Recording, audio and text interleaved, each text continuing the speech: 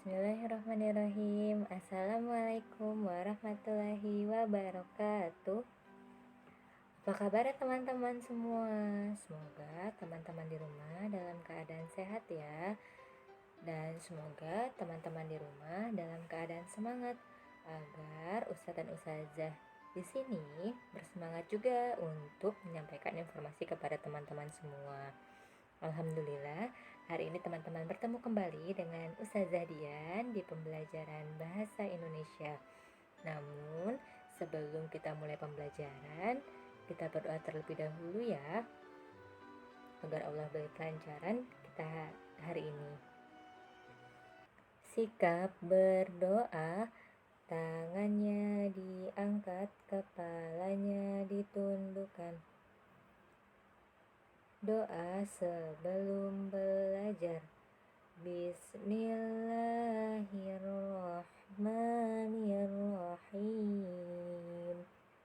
Rabbi zidni ilman warzuqni fahman. Amin. Alhamdulillah kita sudah sama-sama berdoa. Semoga Allah mudahkan kegiatan pembelajaran kita hari ini ya. Sebelum kita mulai pembelajaran, Ustazah izin informasikan terkait dengan aturan kita. Yang pertama, pastikan teman-teman mendengarkan informasi yang disampaikan oleh Ustazah Dian dengan fokus hingga tuntas. Lalu yang kedua, pastikan teman-teman mengerjakan proyek yang sudah diinformasikan. Yang ketiga, pastikan teman-teman bekerja tuntas. Dan yang keempat, pastikan teman-teman melakukan kegiatan beres-beres setelah melakukan kegiatan mengerjakan proyek. Nah, Ustazah informasikan ya. Hari ini kita akan mempelajari materi mengenai teks eksplanasi ilmiah. Namun sebelum kita membahas lebih jauh terkait dengan apa sih teks eksplanasi ilmiah tersebut, izinkan Ustazah untuk menginformasikan apa saja yang akan kita bahas hari ini ya. Pembahasan kita hari ini ada 3 teman-teman. Yang pertama yaitu terkait dengan tema dan subtema kita di pekan ini. Yang kedua yaitu terkait dengan teks eksplanasi itu sendiri. Yang ketiga yaitu mengenai proyek. Nah, mari kita bahas satu persatu ya teman-teman.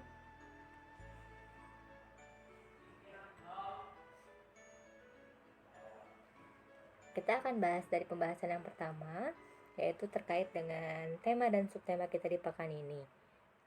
Tema kita di pekan ini adalah tokoh dan penemuan, subtemanya adalah penemu yang mengubah dunia. Mari kita bahas ya.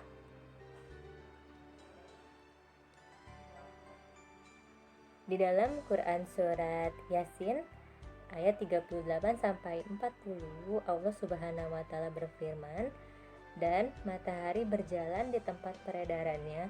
Demikianlah ketetapan Allah yang Maha Perkasa, Maha Mengetahui. Dan telah kami tetapkan tempat peredaran bagi bulan, sehingga setelah ia sampai ke tempat peredaran yang terakhir, kembalilah ia seperti bentuk tandan yang tua. Tidaklah mungkin bagi matahari mengejar bulan, dan malam pun tidak dapat mendahului siang. Masing-masing beredar pada garis edarnya. Nah teman-teman, ternyata berkaitan dengan tata surya, sebelum ditemukan oleh para penemu yang hebat, ternyata sudah ada di dalam Al-Quran, di dalam Quran surat Yasin ayat 38 sampai dengan 40 ya teman-teman. Di sana sudah jelas terkait dengan informasi mengenai tata surya. Jadi sebelum ditemukan oleh para penemu ternyata sudah ada di dalam Al-Quran. Nah, Ustazah izin informasikan terkait dengan beberapa penemu dari kalangan Islam. Mari kita bahas ya. Yang pertama ada Ibnu Sina. Ibnu Sina atau yang juga dikenal sebagai Avicenna merupakan salah satu ilmuwan besar Islam yang terkenal di dunia. Ibnu Sina adalah seorang filsuf, ilmuwan, dan juga dokter yang hidup pada tahun 980 sampai 1037 Masehi. Nah, Ibnu Sina menguasai beberapa cabang ilmu teman-teman seperti kedokteran, fisika, astronomi, hingga filsafat. Nah, itu tadi sekilas terkait dengan Ibnu Sina. Lalu yang selanjutnya yaitu Al-Kindi. Abu Yusuf Ya'qub Ibnu Ishaq As-Sabah Al-Kindi atau yang lebih dikenal dengan Al-Kindi merupakan filsuf pertama yang lahir dari kalangan Islam, teman-teman. Beliau hidup pada tahun 801 sampai dengan 873 Masehi. Nah, Al-Kindi ini dikenal akan kemampuannya dalam berbahasa Yunani yang membuatnya dapat menerjemahkan karya-karya berbahasa Yunani dari Aristoteles dan Plotinus ke dalam bahasa Arab. Nah, selanjutnya ada Al-Khawarizmi. Al-Khawarizmi ini mempunyai nama lengkap Muhammad bin Musa Al-Khawarizmi atau yang dikenal dengan Al-Khawarizmi. Beliau merupakan seorang ahli matematika, astronomi, astrologi, dan geografi yang berasal dari Persia, teman-teman, dan hidup pada tahun 780 Masehi sampai dengan 850 Masehi. Nah, Al-Khawarizmi ini dikenal dengan penemuannya berupa sistem penomoran 1 sampai dengan 10 yang kita gunakan saat ini ya, teman-teman. Lalu Al-Khawarizmi juga dikenal sebagai Bapak Aljabar. Nah, berkat pertemuan teori aljabarnya, buku pertamanya, Aljabar, adalah buku pertama yang membahas mengenai solusi sistematik dari linear dan notasi kuadrat. Nah, Al-Khawarizmi juga merupakan pencetus dari sistem algoritma. Nah, lebih matematika ya, teman-teman. Lalu ada Al-Zahrawi. Al-Zahrawi mempunyai nama lengkap Abdul Qasim Khalaf Ibnu Al-Abbas Az-Zahrawi atau lebih dikenal dengan Al-Zahrawi, merupakan seorang fisikawan dan ahli bedah, teman-teman, yang hidup pada tahun 936 sampai 1013 Masehi di Andalusia. Nah, Al-Zahrawi ini dikenal akan karyanya yang berjudul Al-Tasrif yang merupakan kumpulan dari praktik kedokteran. Nah, Al-Zahrawi merupakan ahli bedah terbaik, teman-teman, di abad pertengahan. Maka beliau dijuluki sebagai Bapak Ahli Bedah. Al-Zahrawi berperan besar, teman-teman, dalam dunia bedah medis, mulai dari penemuan jarum suntik, jarum bedah, hingga pisau bedah.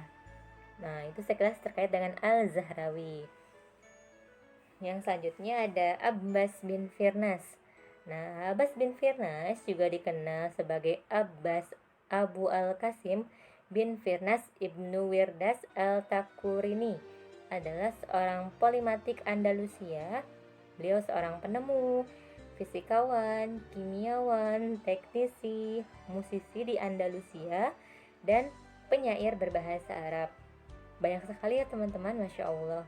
Nah, spesialisasi yang Abbas bin Firnas tekuni adalah ilmu mekanik, teman-teman. Nah, adapun beberapa penemuan dari Abbas bin Firnas, yang pertama yaitu ada Al-Mikotah, yaitu merupakan suatu alat yang berfungsi untuk menentukan waktu yang dioperasikan dengan tenaga air.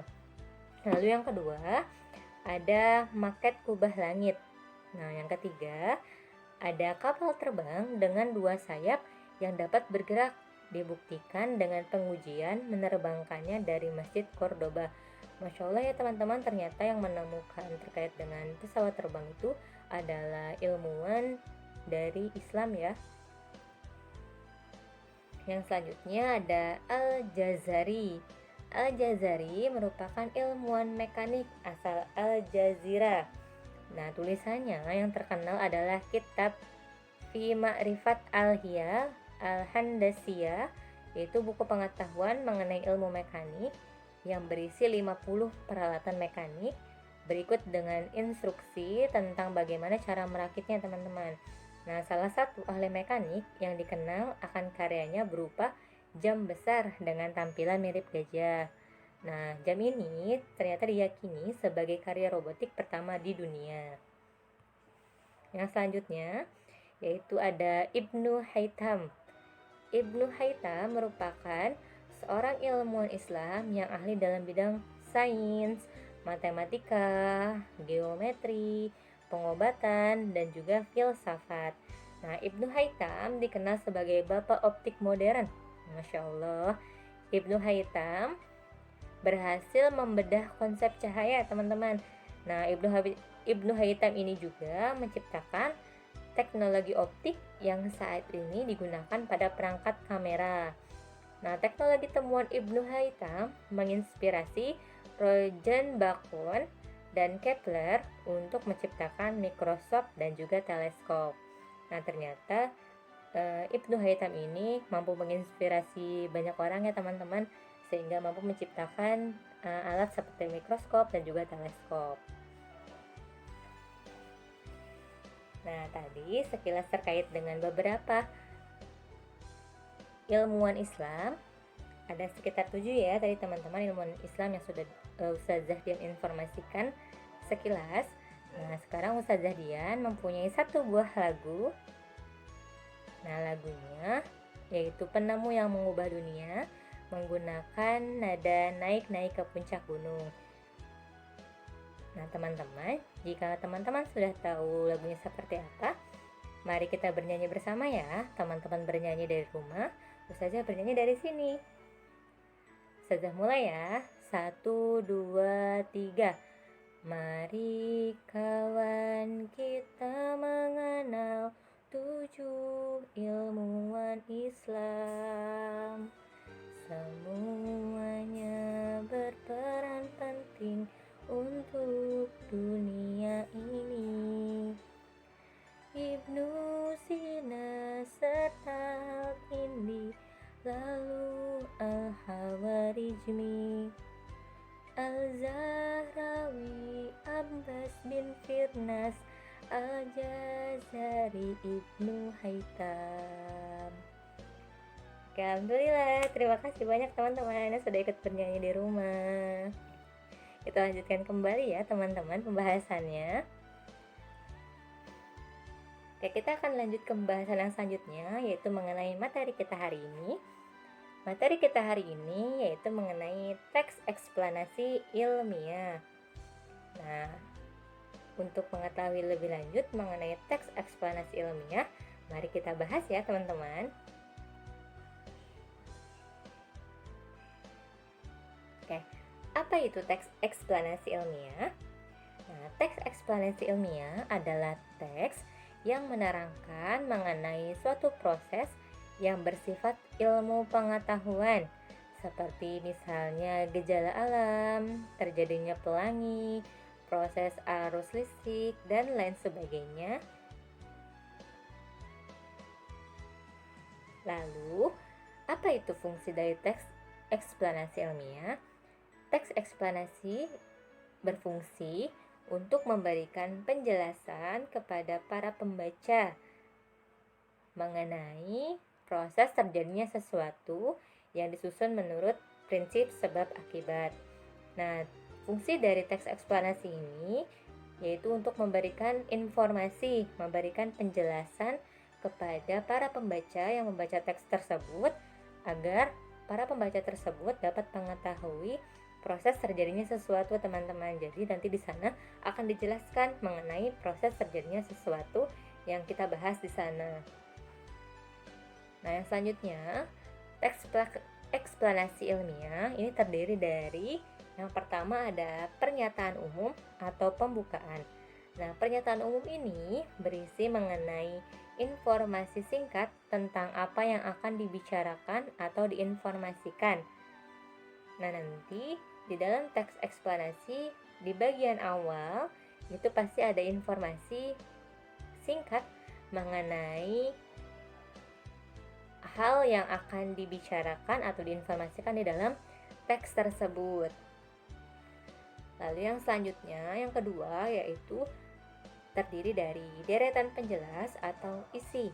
Nah, deretan penjelas ini berisi mengenai urutan ulasan atau uraian atau penjelasan tentang proses dari peristiwa yang terjadi dan dijelaskan secara bertahap atau berurutan dari mulai awal hingga akhir. Nah, ketika kita sudah dalam bagian deretan penjelas atau bagian isi, maka di sana berisi sebuah informasi penjelasan mengenai proses terjadinya peristiwa tersebut. Nah, ini disusun secara berurutan teman-teman, dimulai dari awal hingga akhir. Jadi, pastikan ketika kita menuliskan teks eksplanasi itu sesuai dengan urutannya dan tidak diacak seperti itu. Yang selanjutnya, teks eksplanasi ilmiah terdiri dari penutup, yaitu yang paling terakhir, penutup atau kesimpulan. Nah, bagian penutup ini adalah kesimpulan yang berisi interpretasi atau pendapat singkat dari seorang penulis tentang topik yang dijelaskan.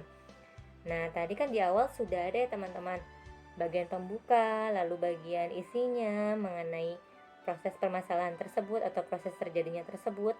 Nah, di bagian paling akhir ini ditutup dengan kesimpulan. Nah, kesimpulan ini merupakan pendapat secara singkat yang disampaikan oleh penulis di dalam teks tersebut sesuai dengan topik atau permasalahan yang sedang dibahas ya. Nah, selanjutnya tadi terkait dengan bagian dari teks eksplanasi ilmiah. Lalu di sini ada yang selanjutnya yaitu ciri-ciri teks eksplanasi ilmiah. Apa saja ciri-cirinya? Yang pertama, teks eksplanasi ilmiah bersifat ilmiah. Sudah pasti. Nah, di sini fenomena yang dijelaskan di dalam teks ilmiah atau teks eksplanasi ilmiah ini berdasarkan konteks yang ilmiah teman-teman, yaitu berupa fakta, yaitu benar-benar terjadi, realitas sesuai dengan teori dan penelitian yang ada.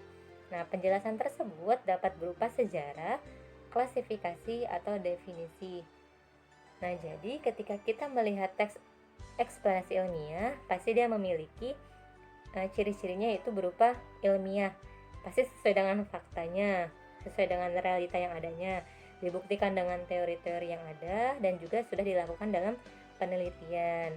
Lalu yang selanjutnya yaitu ciri-cirinya adalah logis.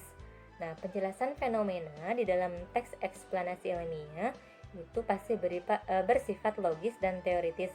Nah, pasti ketika kita baca teks eksplanasi ilmiah itu masuk di akal teman-teman. Jadi tidak ada yang di luar dari pikiran kita. Jadi pasti itu bersifat logis dan dapat diterima oleh akal pikiran kita.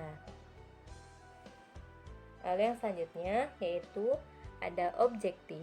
Nah, objektif di sini itu penjelasan dalam teks dapat disertai oleh argumen yang bersifat objektif dengan didukung juga oleh teori-teori yang relevan teman-teman. Nah, sehingga dapat pula dijadikan sebagai rujukan yang valid. Nah, di sini teks eksplanasi ilmiah itu selalu disertai dengan argumentasi atau pendapat-pendapat yang objektif. Nah, didukung juga oleh teori-teori yang ada.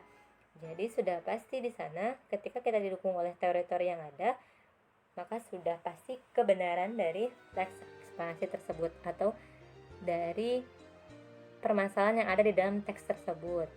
Yang selanjutnya adalah bukan teks eksposisi. Nah, di dalam teks eksplanasi ini ketika dibuat tujuannya bukan untuk mempengaruhi para pembaca teman-teman, tetapi di sini tujuan dari teks eksplanasi sendiri adalah untuk memaparkan fakta-fakta yang ada berdasarkan dengan bidang keilmuannya. Jadi ketika seseorang membaca teks eksplanasi, orang tersebut tidak akan terpengaruhi, tapi orang tersebut akan mendapatkan informasi sesuai dengan bidang keilmuan yang ada. Jadi hanya dipaparkan fakta-faktanya, kebenarannya saja berdasarkan keilmuan yang ada ya teman-teman. Nah, selanjutnya Ciri-cirinya adalah bukan teks prosedur. Nah, teks eksplanasi di sini menjelaskan mengenai proses yang alami, tidak disadari dan melalui jangka waktu yang panjang. Nah, di sini teks eksplanasi didapatkan memang dari kejadian yang benar-benar nyata, teman-teman. Jadi alami, berjalan begitu, lalu memang dalam prosesnya membutuhkan jangka waktu yang panjang. Jadi tidak langsung tercipta teks tersebut, tapi memang terbukti dari proses yang ada, lalu teori-teori yang ada. Jadi memang tidak seperti teks prosedur. Nah, di sini Ustazah mempunyai ciri-ciri contoh teks eksplanasi, yaitu mengenai terjadinya tsunami. Nah, sini Ustazah sudah bagi ke dalam beberapa bagian.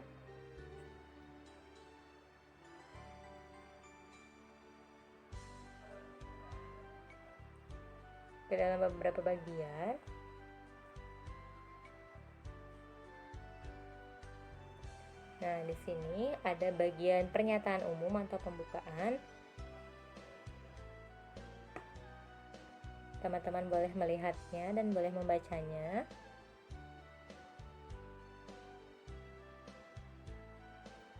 Oke, lalu ada bagian deretan penjelas atau isi. Silakan teman-teman boleh membacanya.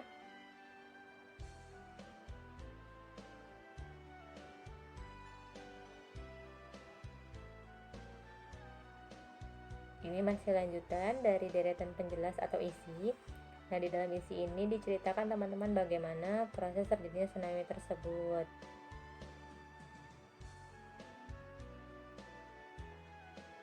Nah, yang selanjutnya yaitu bagian penutup atau kesimpulan. Nah, berisi dari kesimpulan atau pendapat yang disampaikan oleh penulis tersebut.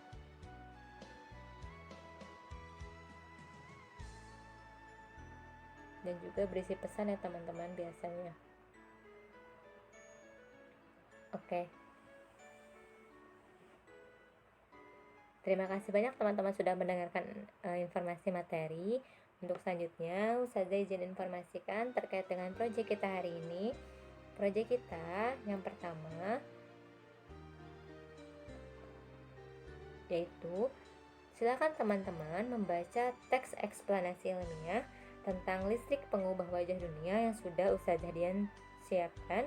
Teman-teman nanti boleh lihat teksnya, lalu teman-teman silakan baca teks tersebut dengan teliti. Lalu yang kedua, silakan teman-teman menyalin soal yang terdapat di lembar proyek yang sudah Ustazah siapkan pada buku tulis bahasa Indonesia teman-teman sendiri. Nah, setelah teman-teman salin, silakan teman-teman jawab soal tersebut berdasarkan paragraf yang terdapat di dalam teks tersebut. Jadi, pastikan nanti menjawabnya sesuai dengan paragraf yang ada di teks tersebut ya, teman-teman.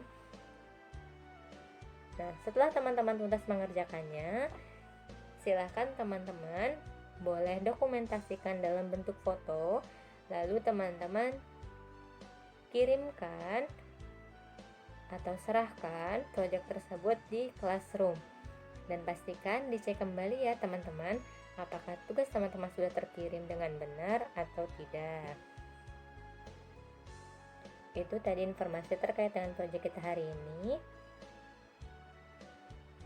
Nah, kesimpulannya hari ini adalah teks eksplanasi ilmiah adalah teks yang menerangkan mengenai suatu proses yang bersifat ilmu pengetahuan. Fungsinya dari teks eksplanasi ilmiah untuk memberikan penjelasan kepada para pembaca mengenai proses terjadinya sesuatu.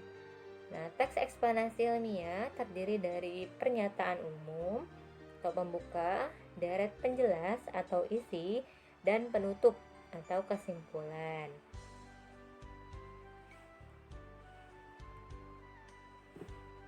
Semoga setelah teman-teman mempelajari materi teks eksplanasi ilmiah, kita dapat memperkaya diri kita dengan berbagai macam ilmu pengetahuan yang kita dapatkan dari banyaknya kita membaca.